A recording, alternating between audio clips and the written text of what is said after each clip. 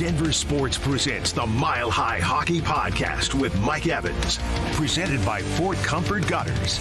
Now here's your host with the latest on the Burgundy and Blue, Mike Evans. Hey everybody, welcome in. Good time to be talking to you. This is the day after the Avalanche, a couple days after the Avalanche got it done in Game 5, keeping the series alive, bringing it back here to Denver for Game 6. How did they do it? Well, for some people, it wasn't a surprise. A lot of gloom and doom around the Avalanche after they lost game number 4. I understand why, especially with the news that Val Nichushkin was going to be out. And what do you do about all of that? And we'll comment here on Val in a second.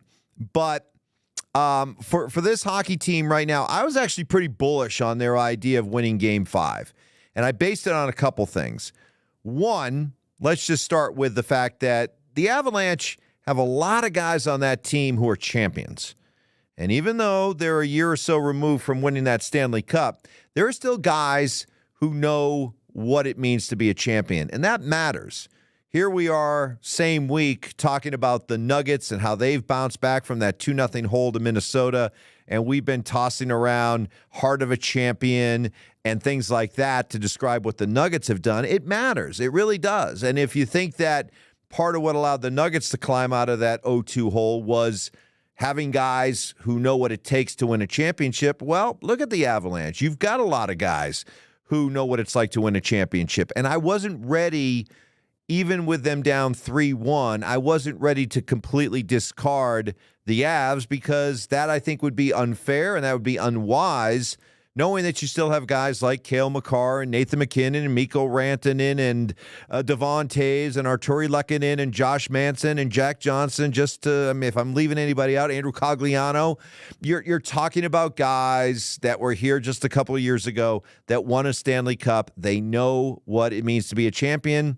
And if you do put stock, and I do, into the idea that the heart of a champion resiliency, championship know-how, that matters when you're ready to face adversity, then I was feeling pretty good about the Avs' chances. And I don't think it was a coincidence that the Avalanche came out, played well, and who were they led by? Cale Makar, Nathan MacKinnon, Arturi Lehkonen, Mikko Rantenen getting his poor face smushed in a couple of times.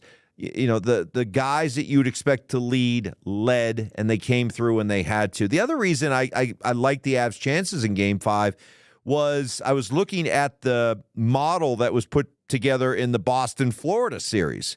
And you had a Boston team that won Game 1 on the road, just like the Avalanche, lost the next 3, including 2 at home, just like the Avalanche, then went on the road to Florida for Game 5.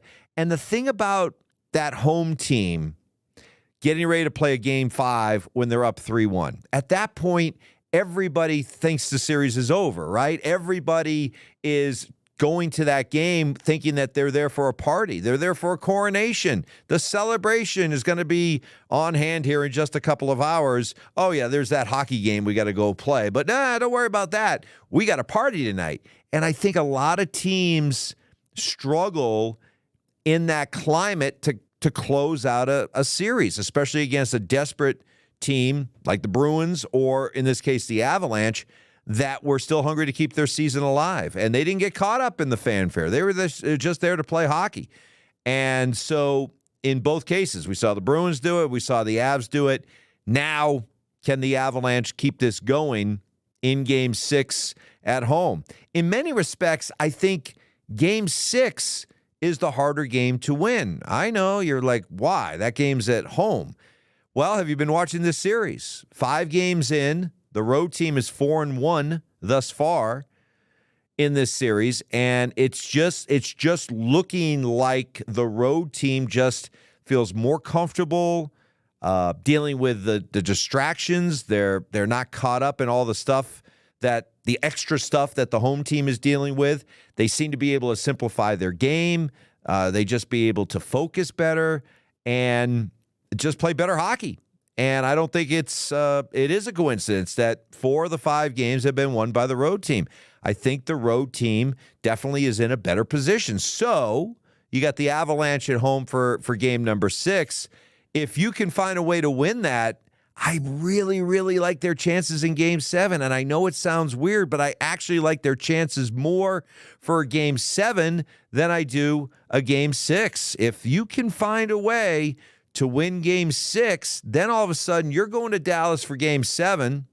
Yeah, it's on the road, but it's in a place you've already won twice. And you know the pressure is just going to be ratcheted so high on Dallas.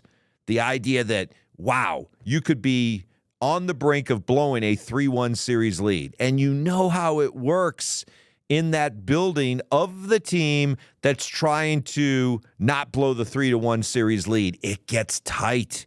If you're able to come out and get that first goal, or you're shortening the game and it's a tie game going into the third period, or it's a tie game with about 10 minutes left, I'm telling you, the pressure inside that building, you can feel it. It's a tangible thing. And I would love the Avalanche in that situation. Love, love, love the Avalanche in that situation. Sign me up right now as we're talking. Give me a 2-2 hockey game with 10 minutes left, Game 7 in Dallas. I'll take it and run with it. So it really is, in order to pull off this comeback. And by the way, the Avalanche have never done this. This is the 6th time the Avalanche have fallen down 3-1 in a series. The 5 previous times, they lost the series. They've never climbed out of a 3-1 series hole, although ironically, in all previous 5, now 6 times that they've been down 3-1, they've won Game 5. So, you know, that's something they do. Now, can you finish it out with Game 6 and Game 7? What this team is doing, responding to Val Nichushkin. And I think what we saw in Game 5 was kind of what I was hoping and kind of expecting.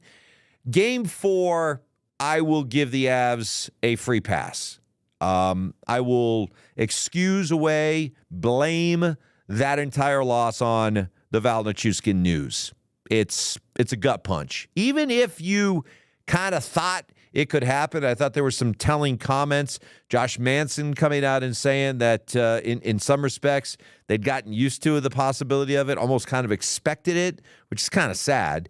But still, to have just a 90 minutes or so before the game to find out that Val, not only for the second straight year, was going to have to leave the team during the playoffs, but now looking at a 6-month suspension, really calling into effect what his future is like with the Avs or the NHL. To go out and lose that game the way the Avs did, I think it's entirely excusable. I really do.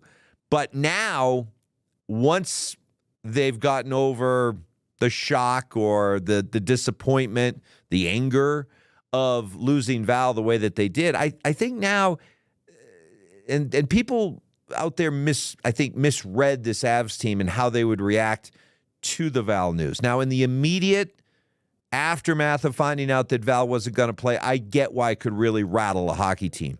But instead of looking at it like, oh, woe is us, oh, Val's gone, what are we going to do?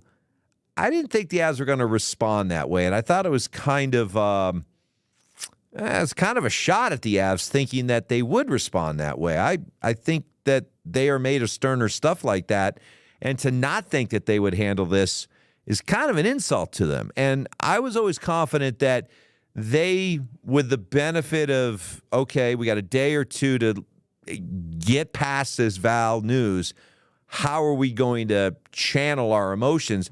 I had a feeling that they would band together. I really did. That instead of feeling sorry for themselves with what happened with Val, that they'd really kind of gather together, get a little bit mad, maybe get mad at Val, maybe get mad at the people out there who were discounting them, thinking that they were going to crack without Val, that they've been able to really use it as a rallying cry. And I think this is kind of a ticked off team right now, a very resolute team that feels like, okay, we're not going to let this define us. We're not going to let Val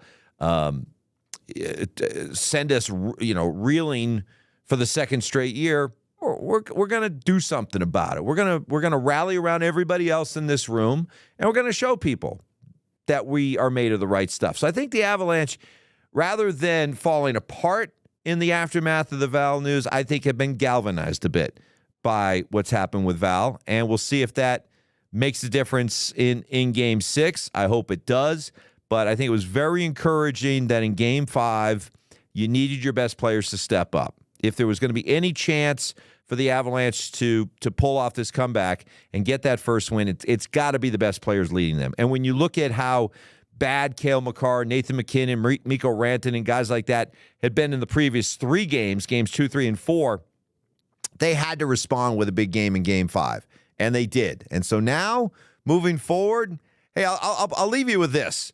I know the Avs still have a lot of work ahead of them. They're down 3-2. They still have to win 2 more games. They have no room, no margin for error. But I would tell you, and I have a couple of buddies that live down in Dallas, and I've already talked to them about it, just kind of asking, what's the feeling? What's the vibe? And they were honest with me. They said, we're not comfortable at all. This might be one of the more anxious up 3-2 fan bases that you'll see out there, because they recognize the Avalanche. They recognize how good the Avalanche is, and nobody in their right mind is going to say, oh, yeah, let's go play Nathan MacKinnon and cale Makar and all these guys. Sure, I'll sign up for that any day. No. The Stars may be up 3-2, but trust me, there's a lot of anxiety and nervousness now after what happened in Game 5 and the fact that not only did Dallas lose, but you saw Makar, you saw MacKinnon play the way that they did. That makes a fan base nervous, because you're trying to close out a series and you know that other team can trot out players like that. That is frightening, and that will really chip away at a fan base's confidence. So nothing's guaranteed. The Avs still with a lot of work to do, but sitting here at 3-2, knowing that if you can find a way to get a win in Game 6 at home, suddenly a Game 7 on the road in Dallas doesn't seem so bad, and it seems like something that you would gladly sign up for. Hey, once you fall behind 3-1, as a team, as a fan base out there, you're sort of playing with house money. You're down 3-1.